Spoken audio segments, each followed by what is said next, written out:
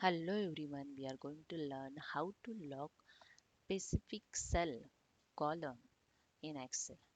Okay, so let's start. This is my Excel sheet. I'm entering some data. You can see here the ribbon data is invisible. It means this sheet is protected. You can unprotect this from here. Just click right click of mouse button. You can see the unprotected sheet. Enter your password. Click on OK. You can see here the ribbons data is visible now. Okay, just select this cell, this column, right click of mouse, click on format cell.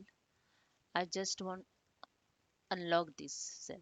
Okay, I want to protect the other sheet column, but I don't want to lock this column. Just unlock.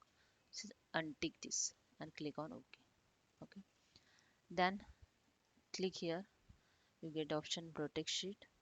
Enter your password. Enter your password. Okay, now you cannot edit this any other column. You can edit only this column because you unlock this column. So you can easily edit this. Any other user easily edit this column only, not other column.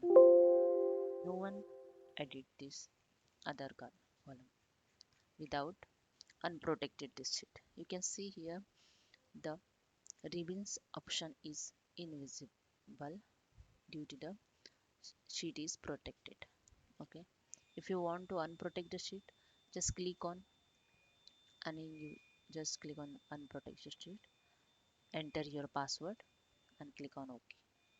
You can see here all option is visible. You can edit now easily.